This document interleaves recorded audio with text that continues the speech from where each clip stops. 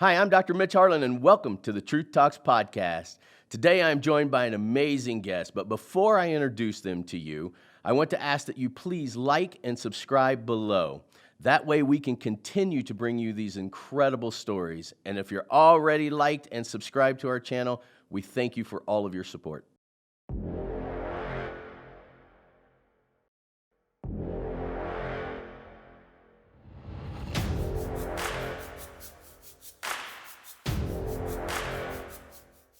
Today's episode is really a fun one. This is David Rogers that we're here with today. David, how are you? I'm great, thank you. Thank you for having me. Oh, this is incredible. This is the epitome of why we do Truth Talks, and We'll this see. actually just started. That's right. Just start will be an important phrase in the context of this talk, I think. It is going to be the key phrase. I think it could be for sure. Here's what happened. You and I met the very first time I was lecturing, and you were with a production company.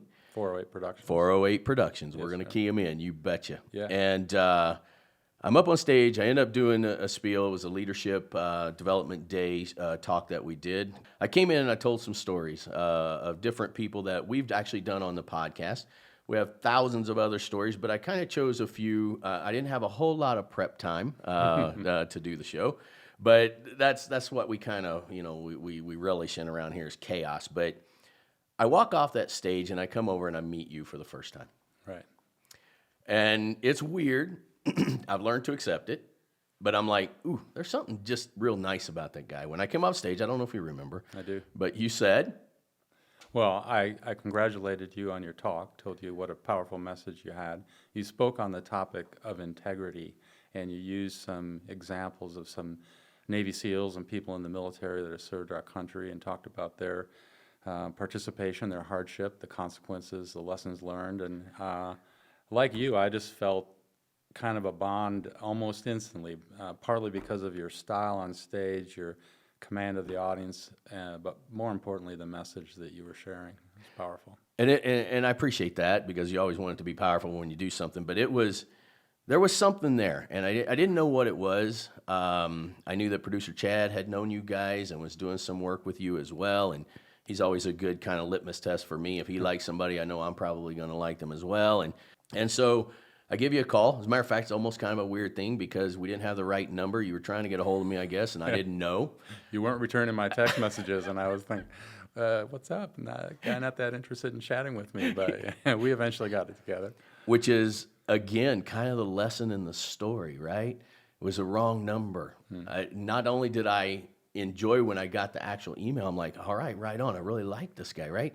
But there's already a story being made that maybe this guy really doesn't want to chat. Yeah, more like maybe persistence is really important, and if you don't get it right the first time, just keep going, keep trying again. Another lesson, right?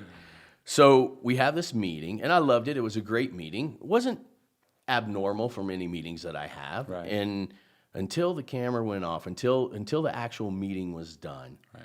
then you and I spent, close to 2 hours, I think, continuing the conversation. Indeed we did, and it was pretty darn powerful, I have to say, and unexpected to me because you drew some topics and some information out of me that I don't readily share, and it got pretty intense and pretty emotional, and I have been reflecting upon it since that day. Well, good, because we're going to put it all on camera here, on tape here for the world to see, and I know that's tough, but I also know how tough you are. And I learned that in 2 hours, right? And that discussion that we had, which we're going to kind of go through today, is exactly the essence of why we do Truth Talks.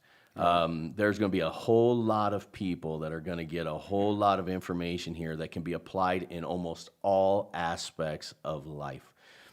I knew you felt and shared in the same thing that we do here on Truth Talks. I could feel the passion, all the stuff that you've done in your career, but we're going to talk about the mountain. Let's talk about our conversation that we had that I absolutely was adamant to get on tape here. We started talking about this trip that you took. Right.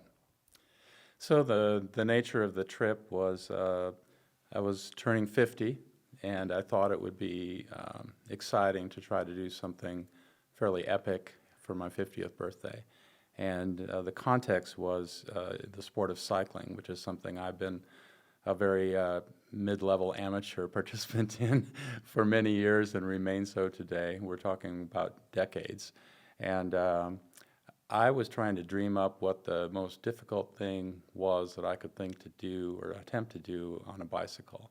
And so the idea that eventually showed up in my in my mind was to try to ride the Tour de France from beginning to end, all 21 stages, starting 4 days ahead of the actual race and finishing 4 days ahead of the race, doing it solo with a camper van for my mobile hotel room and source of food and dry clothing. And that was the gist of the idea.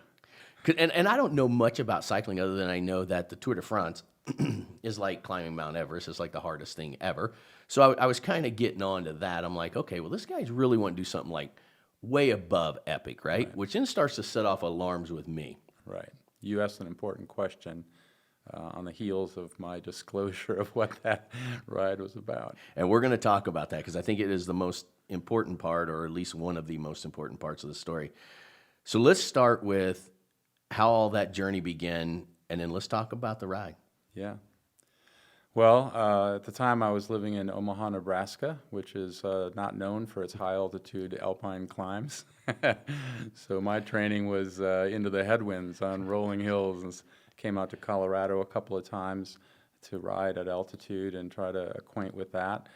But the gist of it is leased a motorhome from a place in Nice, France, flew across the pond with my driving partner, and the journey began in the harbor of Monaco and got off to a rather auspicious beginning on day one. Let's just keep going because this is perfect, start to finish. All right. Well, the opening stage of the Tour de France is typically called a prologue, and it's a shorter, typically individual time trial, and it's just sort of the way to kind of kick the event off. And Monaco is obviously a very unique and prestigious community, and so we stayed overnight in the motorhome in the harbor illegally, got up in the morning to warm up for the opening prologue stage, which was about a 20-kilometer ride. And it was very misty, and the front wheel of my bike dropped into a storm drain, and it popped me up in the air, and I came down hard on the handlebars and broke a rib. In fact, it was displaced and kind of protruding out from my jersey, and I hadn't even started the 2,300-mile ride that I was supposed to be doing over the next 3 weeks, and here I was with a fairly painful injury. Yeah, like ribs are one of the worst. I've broken a lot of them, and we'll talk about a friend of mine who's suffering with that situation right now, I'm sure at some point here, but yeah, they're uncomfortable. It's not easy to do much of anything, and probably riding a bike up and down mountains is not a good idea. Tell them what you did.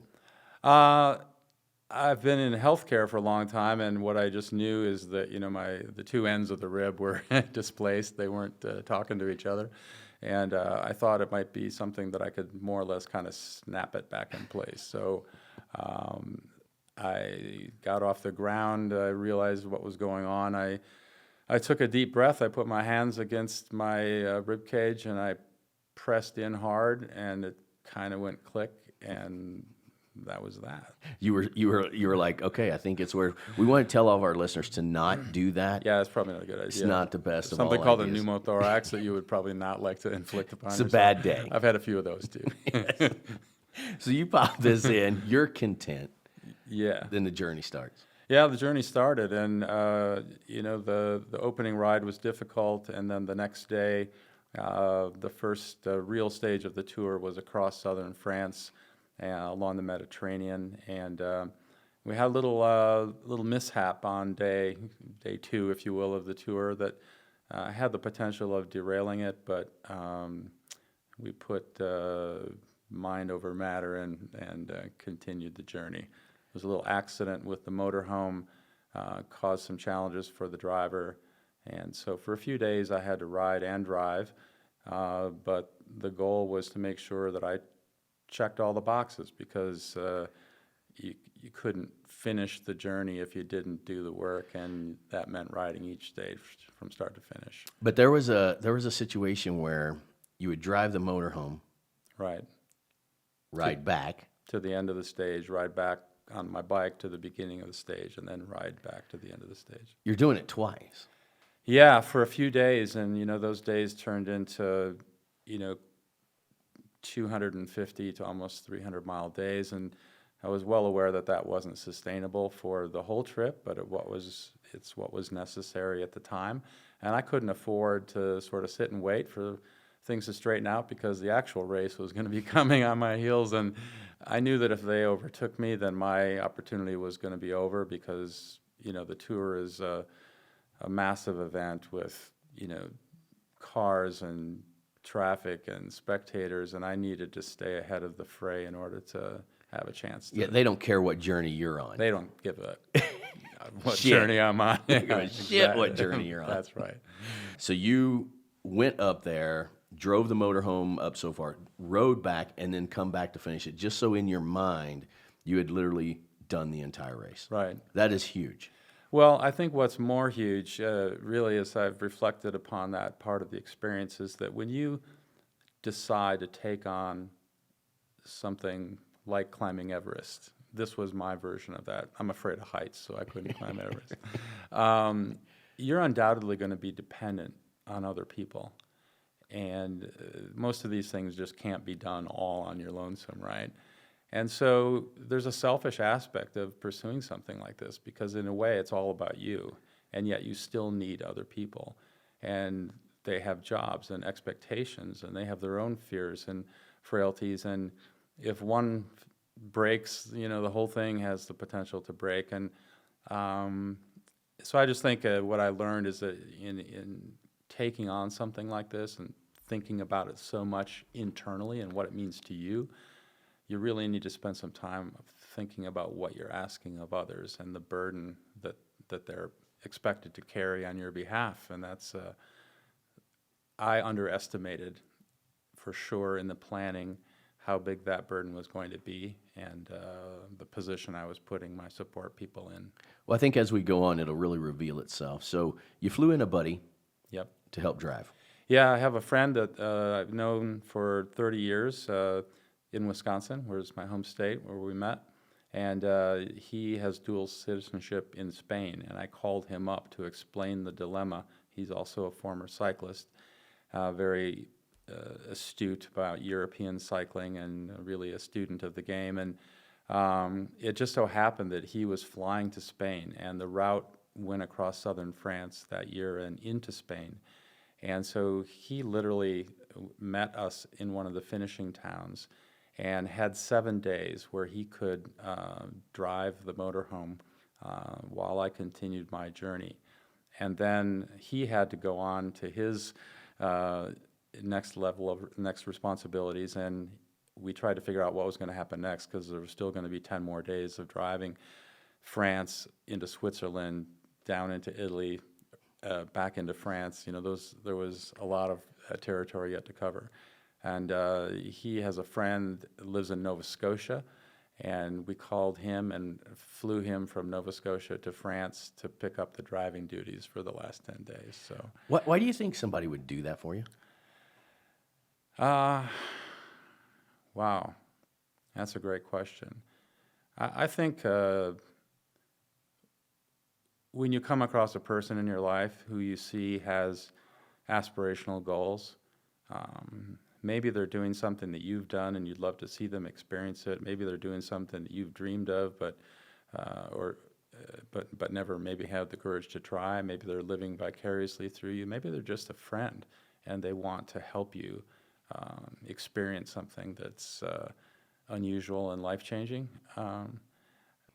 Which is just amazing, right? When you have people like that in your life, it's just amazing. Yeah, and I think the thing is when you experience people like that give to you, it gives you the perspective of how impactful you can be in someone else's life to do the same.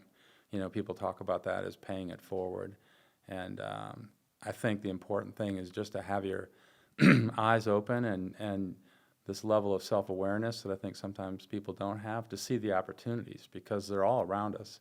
We all have friends and acquaintances and colleagues who may need us to be on their team to help them experience the potential or the dream that they have in life. And when it's been gifted to you, maybe you're more inclined to want to gift it to someone else. So where did you go after that? So he came and did the next X amount of days. Yeah, so just continued to march my way through the stages, and it was nice to only have to ride one one length per day.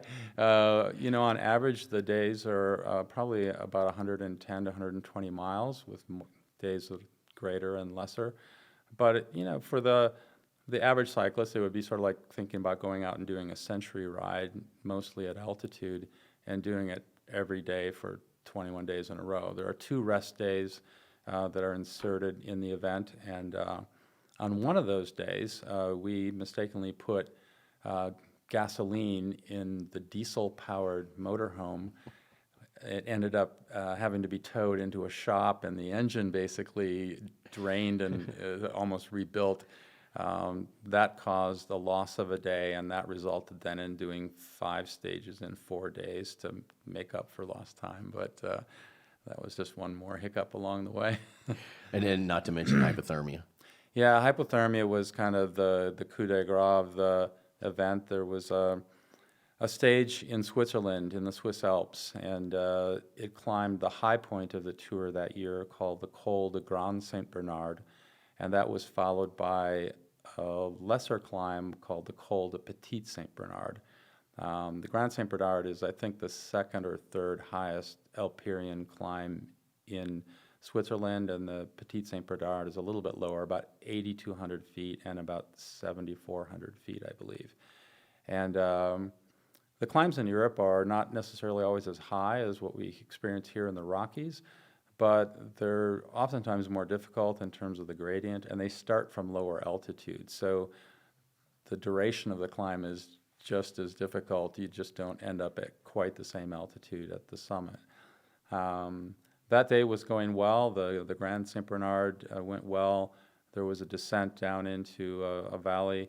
The temperature in the valley floor was about 75 degrees and sunny and beautiful. And I rode through that just wearing a short sleeve jersey and a pair of bibs, and the finish of the stage was at the top of the Petit Saint Bernard. So I started up the climb thinking that my vehicle was ahead of me on the climb. And that was typically the plan, to have them be up the climb. So if I got in trouble or didn't show up or the weather turned bad, that they could come down and save me or hand me clothes or whatever it was. But they were parked in the valley. They were having some coffee or tea or something at a restaurant, and I rode through and then started up the climb. And the 75-degree sunshine turned into a mist, and then it turned into really powerful, 35, 40-mile-an-hour winds, which turned into sleet and hail. And all I knew was to keep going up, trying to generate body heat and hoping that my vehicle was going to come down and find me. They couldn't come down because they were behind me, and they didn't know that I was in front of them. And so at the top of the summit, I was so hypothermic, I could barely pedal, and I thought, well, I'll go over the top and sort of see what's on the other side, because there was nobody at the summit. There was a parking lot, kind of a concrete outbuilding, and some kind of closed restaurant. And it was literally blizzarding cold, and I was soaking wet and completely almost incapacitated. I went down the other side for about 2 kilometers, came to a sign that said Italy, and I thought, well, that seems like a bad idea to keep going to another country. I think I'll go back to the top. I got to the top and huddled behind this hut for about a half hour. And it was a weird situation. Hypothermia is scary. It kind of creeps up on you. And I had a satellite phone in my seat bag and a laminated card with the phone number so that I could call, my support. And I was looking at the numbers on the laminated card, and I was holding the phone in the other hand, and I couldn't, in my mind, figure out how to dial the numbers Yeah. to make the call.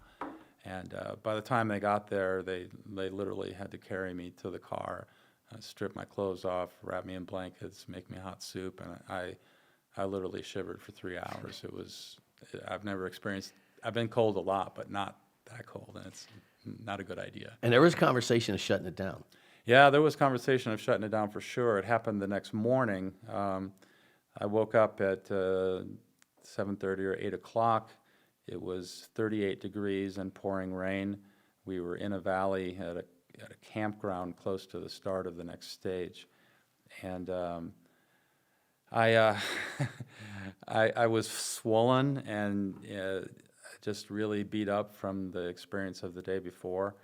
And I got up and with an umbrella walked to the bathroom in this campground. In Europe, the bathroom facilities are a little different than they are in the United States.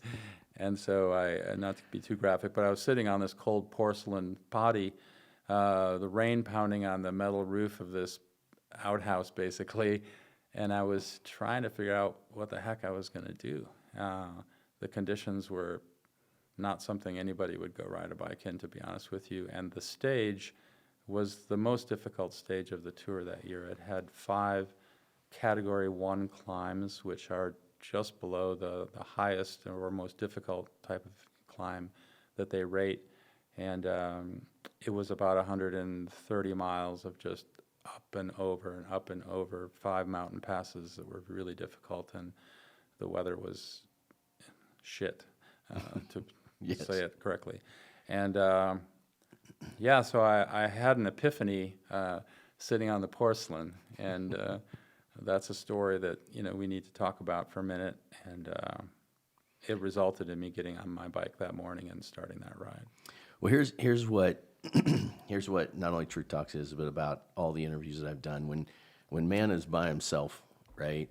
That's when all of the world's reality comes to you, right? Yeah. And here's what I know. I'm not a cyclist, but I always get interested in somebody doing something epic, and it's a fun conversation. At this point, we were still having fun. Yeah. We're just talking about cycling. Yeah. But then I had to pull out what I know, and I said, wait a minute. I know people do epic shit all the time. Right. Yeah. Living in Colorado, I don't want this to sound all that spectacular. There's plenty of pros that live here that have actually done this race. I'm just an amateur out there pedaling my bike, Which then led me to the conclusion, I think there's something more this guy's riding for. Yeah. And I asked a question. Yeah. I don't know if I'm buying this 50-year-old epic tour, man. I said, Yeah. I think I need the real story. Yeah. And that's when the next 2 hours ensued. That's correct. You mind sharing that? I guess that's why you invited me on the show, right? To tell that story. But, Kind of is. We could end it here, but it wouldn't be near as epic. There's kind of 2 stories in one at this point that sort of converge. And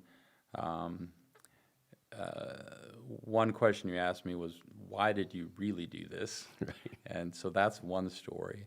And the other story is, how did I, for the life of me, get off that potty and go back to the motorhome and put on my clothes and start riding my bike in those conditions? So I guess I probably need to answer both of those, right? Yeah.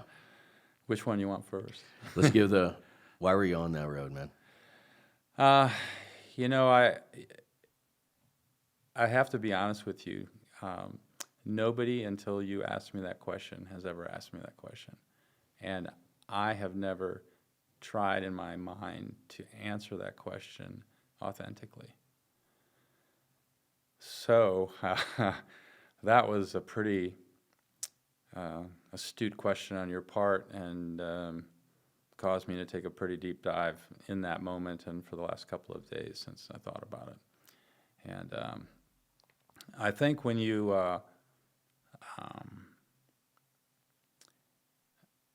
I think sometimes the things we try to achieve in our lives are oftentimes based on the validation that we hope comes with it.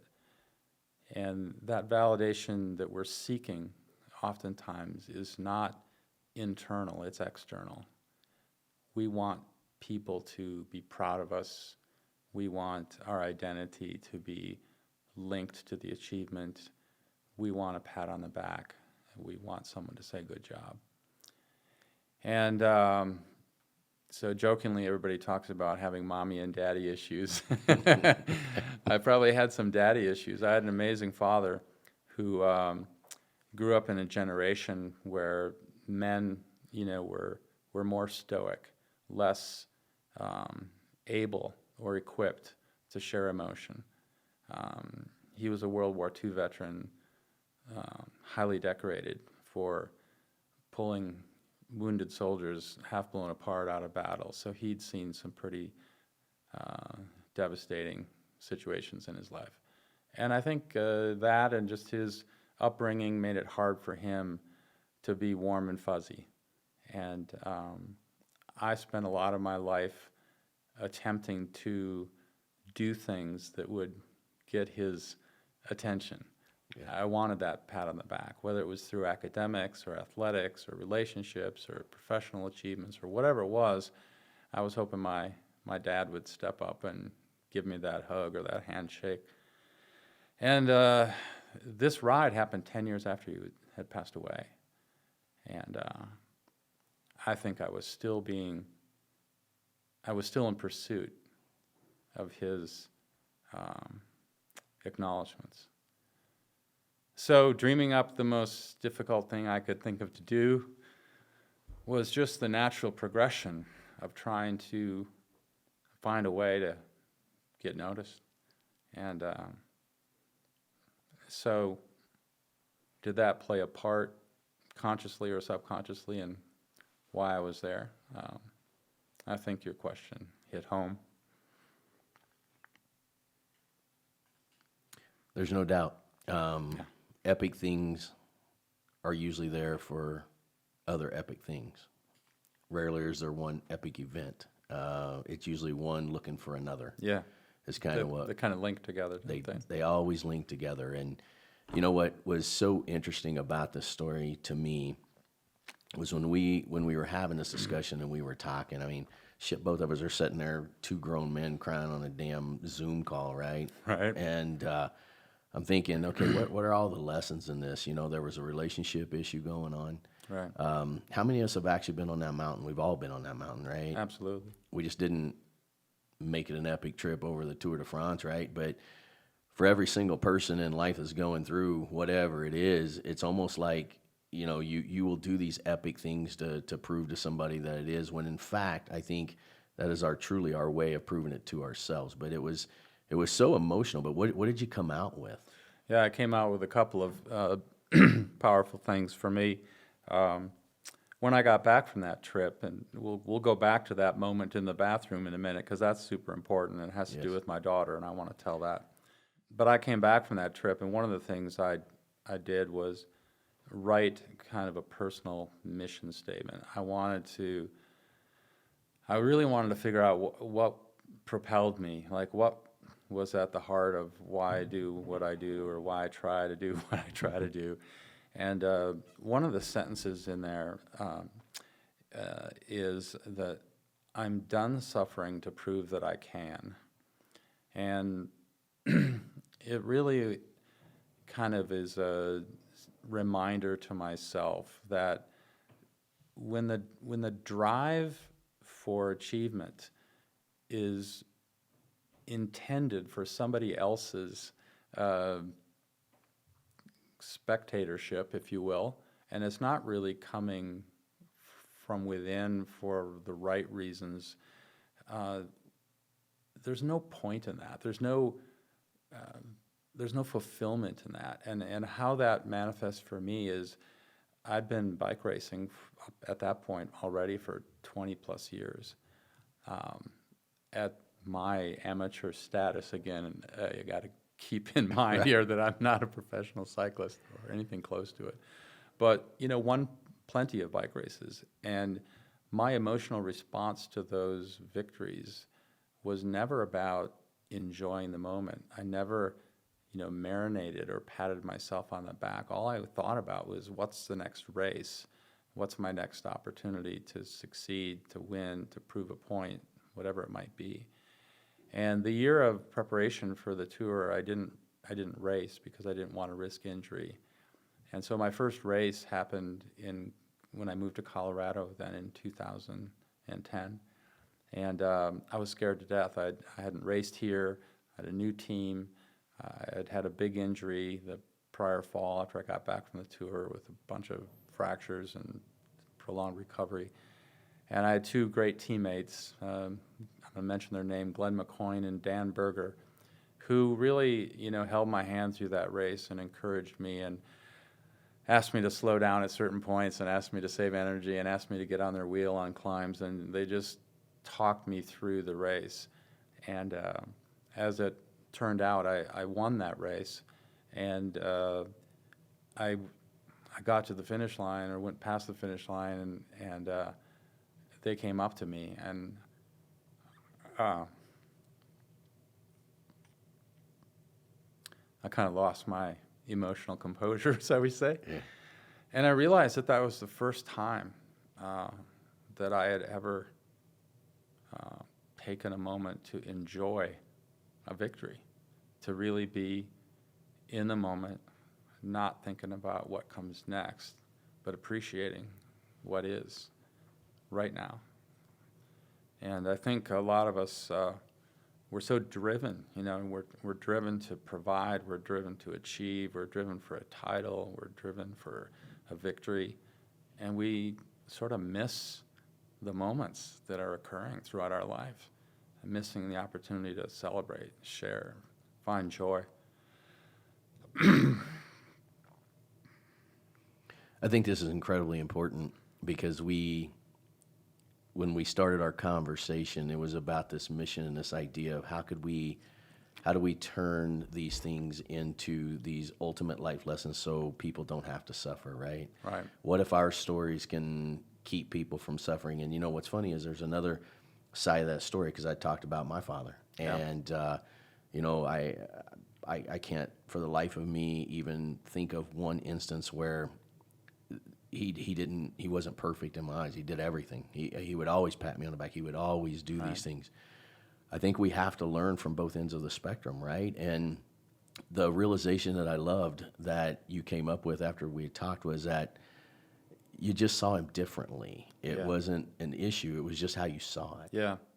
And also, to add to that, to appreciate the gifts that you receive that at the time might not seem as gifts. How do you reframe and respin something to find the good in it? That is, again, exactly what we do here on True Talks. Is we love to share these types of stories, and we have one more caveat coming up. But let's circle back to the porcelain in the middle of the rain and your daughter. Yeah, my daughter Liz, amazing young woman, and a new mom, by the way, with her 10-month-old daughter Kenna, my granddaughter. So exciting. But I had these long conversations with Liz leading up to this ride, trying to sort out in my head what was success and what was failure. And for some reason, it was really important for me to have a clear understanding of those two definitions. And, this undertaking had a certain amount of unpredictability and a lot of variables that I didn't necessarily have control over. I didn't have control over the weather or the traffic or the body, failing potentially, or the bike breaking, or God knows any number of things that could have sort of derailed. So I was trying to take all that into account. I was driven to get to the finish line. I needed to figure out what the definition was. And we sort of centered on the idea that it wasn't about the things that I couldn't control. It was about one thing that I could control. And that was that every day that I would get on the bike and just start. And those two words, have become pretty profound in my life, and I probably shared it as wisdom or insight to a person or two who's confronted with a challenge in life that they think is insurmountable, or maybe a failure in life that they think that they can't come back from. And in my mind, I felt that if each day I could just start, that once, it's almost like a physics, a body in motion is more likely to stay in motion, Right. right? I just felt that if I got on my bike each day, no matter what had happened the day before, and just started pedaling, that somehow I'd figure out a way to get to the end. The failure would be to not start. So that morning, in the 38-degree rain, when I got back to the motorhome, and my two drivers at that point said, "So, what are we going to do this morning? You want to grab breakfast? And, let's take, you obviously can't ride. Let's take the day off." And I was just very stoic. And I remember walking kind of past them through the door of the motorhome and going to a cabinet and started pulling out every piece of warm, foul weather clothing that I had with me. And they looked at me like, "What are you doing?" And I said, "I'm getting ready to ride my bike." I'm like, "You can't ride your bike, man. Look at yourself. You look like shit. The weather is, when you get up higher, it's going to be snowing. You can't ride in this." And I'm like, yeah, I actually can. And I'm going to be leaving in about 30 minutes. So it'd be nice for me today if you could be ahead of me on the mountain instead of behind me, just in case, bad stuff happens. And so I just started. And as I mentioned, it was the most difficult stage that year. And I have to tell you that I had the most spectacular day of riding I've ever had.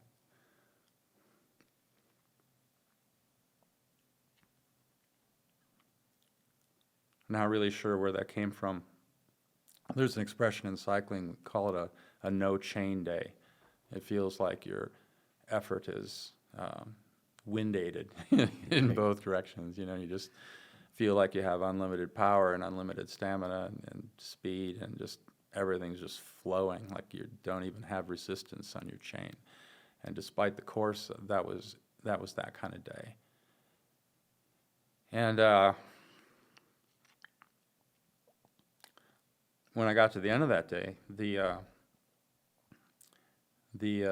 feeling was, I've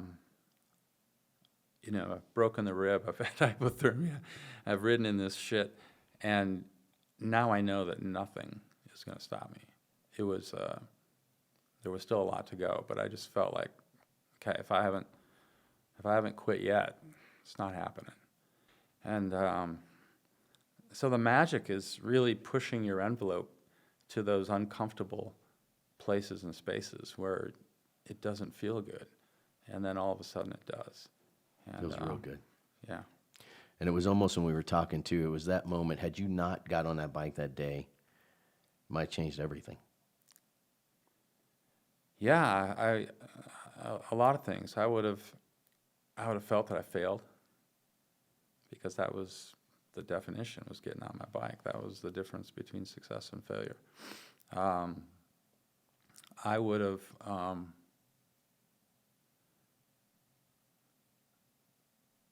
felt that my character took a hit, when there was an opportunity to find inner strength and build my core, so to speak, that I would have missed an opportunity. I probably would have felt like I let people down, because at that point I was still doing this more for others than maybe for myself. We might not be having this talk. Yeah. There was such an internal dialogue I know that you had going on that we talked about. And, I think it's kind of a interesting time that we bring this up, whether this has something to do with a relationship that you're trying to figure out. Maybe it's you've got extra weight on you, you want to get it off. We've done podcasts with what you would consider just an absolute warrior, right? And he had these same things. He was always trying to prove to his dad he was good enough. Yeah. And we think this happens to the weak. We think it doesn't happen to us when we get old and gray. It's like, no, you don't think about stuff like that. No, we do. Yeah. This is human nature. This is the human condition. Absolutely. And this is why we do this. And we had that connection when we started talking. And I didn't really give you an option. I said, I'll see you Sunday, because the world needs to hear this story. And there's this whole incredible movement and time, and literally, two grown men sitting there, bawling like little sissies on a thing. But when it impacts you that much, and you can move the needle on somebody, because there's millions and millions of people out there right now that are going to hear this story, and they're going to relate with it. Yeah. Because everything in our lives is that mountain. Yeah. And the fact that there was a term, just start. Yeah. That mountain was a metaphor for life, right? Right. Just start, however, is, it's so much more. Like, to me, I think about that literally every day. I want to tell a brief sidebar of a friend of mine who I'm trying to help just start. And, the thing about life is, as I said before, if you just have your eyes open and you have a good and open heart, you have so many opportunities to pour it out, to somebody that might need it. And, being able to make a difference in the world, in an individual, in your life experiences, that's an opportunity you shouldn't skip. So I have a friend, his name is Caleb. He lives in Boulder, Colorado, and he is also a cyclist. And I got him involved in the sport about 6 years ago. And I find out he's a very talented athlete, but he's never ridden a bicycle, literally. And I'm like, dude, I'd like to find out what you got on a bike. Come over to my house. I'm going to fit you on one of my bikes. I'm going to send you out on the road. Just ride it.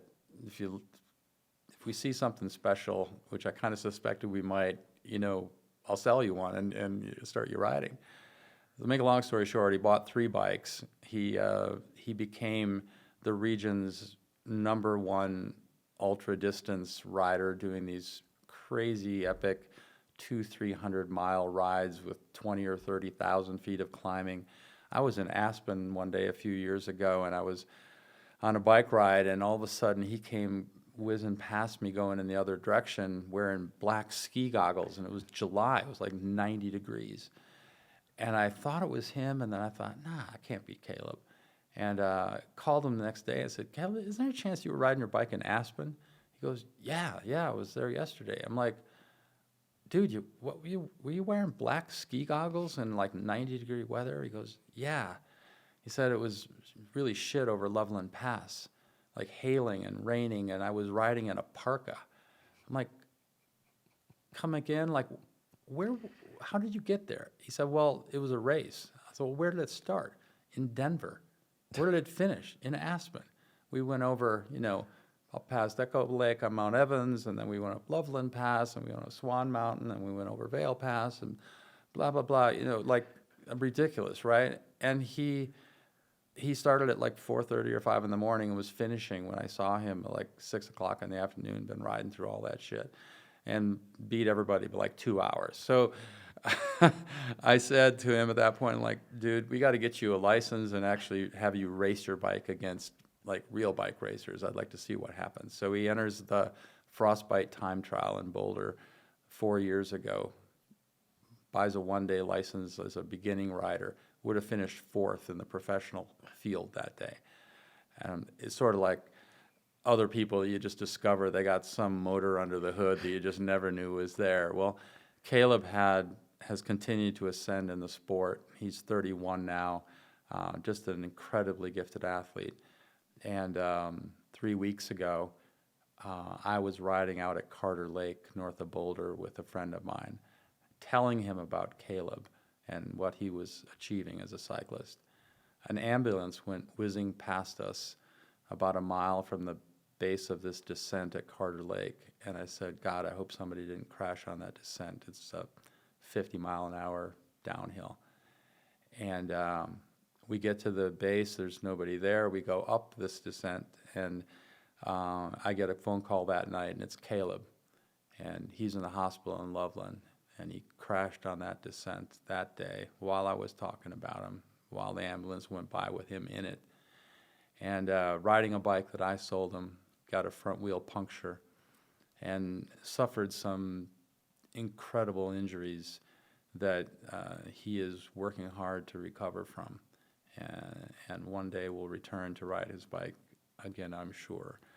And so we've been spending a lot of time talking about our life's experiences and talking about when devastating moments like that happen. How do they change you? How do they change your perspective? How do they give you an opportunity to give and receive in a different way? How do they pull the fight out of you and inspire you to climb out of the hole that you're in? And he's not a quitter, and he won't quit, and he'll come back to be his best self plus, because he'll now have some tools to give to other people that he didn't have before that accident.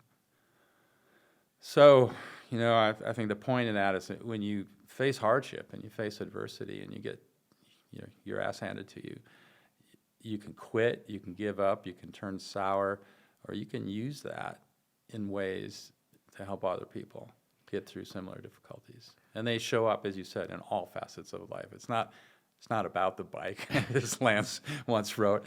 It is really about life. And that's, again, it's a metaphor for the world we live in.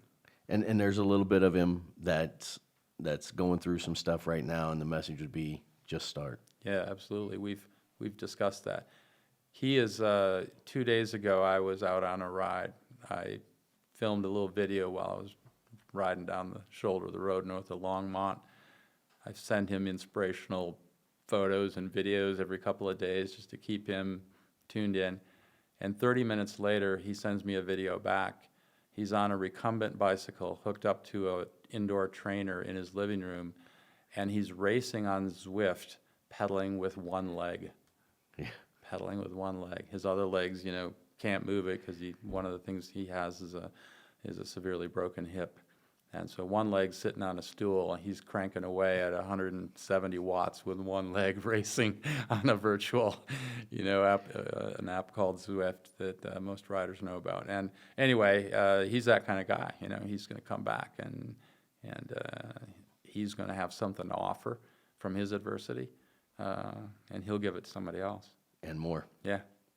So I can't end this unless I end it like this.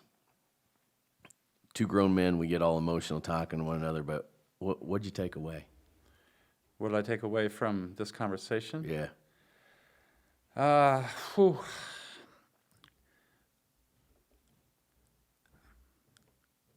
felt very vulnerable.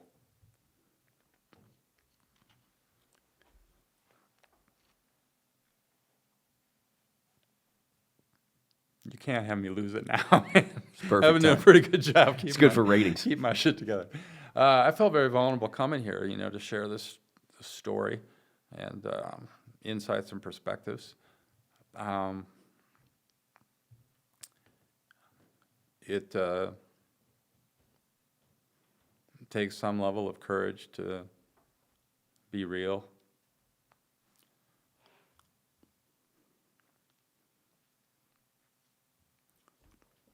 To try to be honest and authentic, to choose some buzzwords. Yeah. But I think the reason I'm having this conversation with you is because you convinced me that my story might be helpful to someone else. And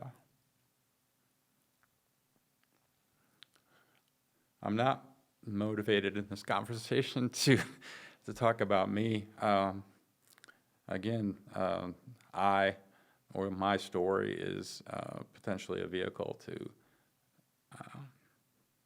give someone else who might have been facing their own adversity to just start and to put one foot in front of the other each day to create some momentum, to recognize that the other side of the climb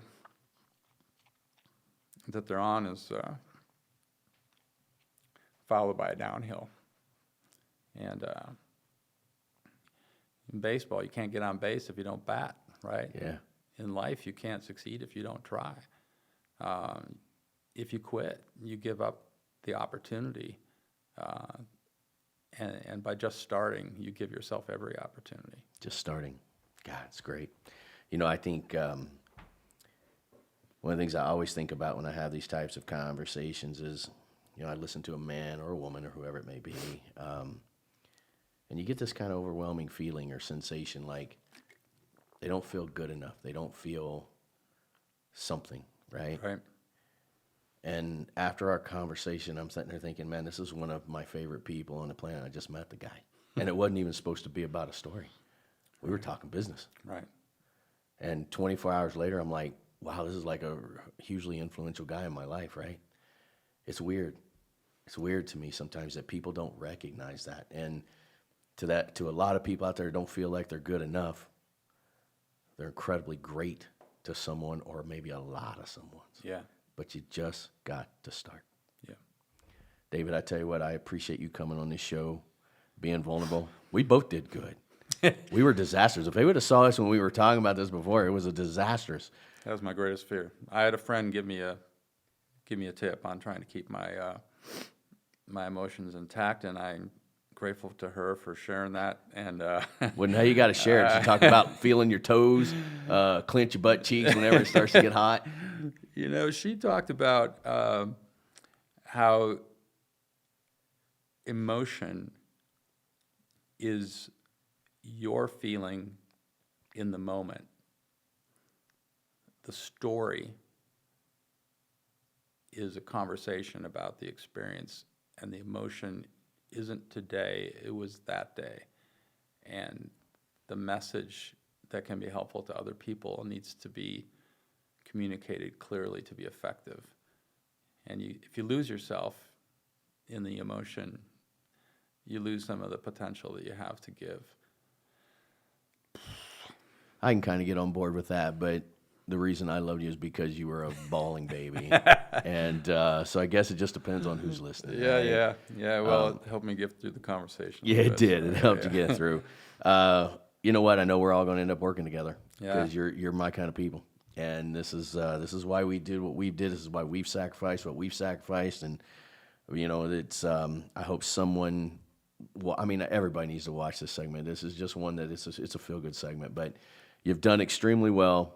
We're proud of you, man. And we just know there's nothing but better things ahead. Thank you, man. Thanks for coming on. It's been my pleasure for sure.